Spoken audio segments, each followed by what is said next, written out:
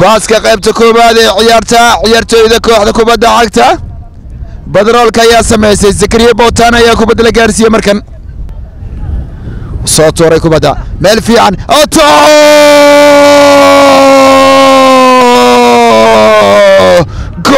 gool Badroolka ayaa hoggaan ku qabatay Cabdiraxmaan Atax ayaa shabaqa gaaray xidigii hore ee kooxda Geeska Afrika lambarka 10aad ee kooxda Badroolka gool eber kooxdana jawaab lagu bilaabay goolkaasi waxa caabiyay oo meel dheer ka soo tuuray kabtanka kooxda Badroolka Maxamed Omar Waneel gool ayaa kooxda Abdulqaadir penalty rigore kooxda kubadda cagta Rajo rigore ayaa loo dhigay kooxda Rajo Badroolka ayaa laga dhigay penalty ama rigore Rajo ayaa helaysa miyay barbarayn karaan miyay ciyaartu garba siman ka dhigi karaan waan eegi doonaa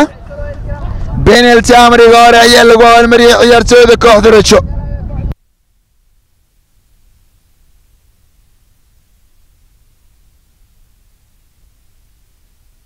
Ismaaciil ayaa u taagan rigoordan Ismaaciil isaga ayaa laga sugayaa miyaa laga seef garan doonaa Ismaaciil 1-1 goolkii barbardhac ayay dhaliyeen ciyaartooyda kooxda kubadda cagta ee Rajo kadib penalty ama rigoore lagu abaalmariyay ciidanka lambarka 9aad ee kooxda Rajo Ismaaciil Cabdulqaadir Xuseen faato ma isan noqon kona penalty ama rigore gacanta ay kaga dhacday kubaddii uu fuatuuray calan wadaha ayaa sansixiyay waa penalty ama rigore kooxda kubadda cagta ee Badroolka ayaa helaysa kubaddu fuatuuray difaaca kooxda fuad waa qasaariyay goolku waa uu kormariyay fuad kubaddaasi waa uu qasaariyay xirka ayuu ku tolay والله صوت ورا بلي هيا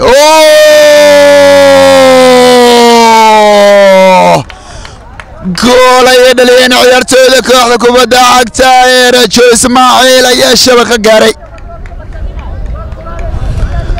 laba gool iyo gool ay ciyaartu noqotay Ismaaciil Xuseen goolkiisa labaad ee kulankan kubad geeska laga keenay ciidanka lambarka 23aad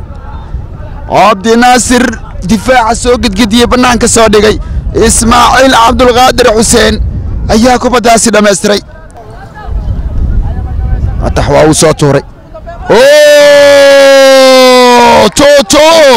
Fuad ayaa shabaqa gaaray kubad koona ahayd oo gooska laga keenay Fuad ayaa ciyaarta barbareeyay laba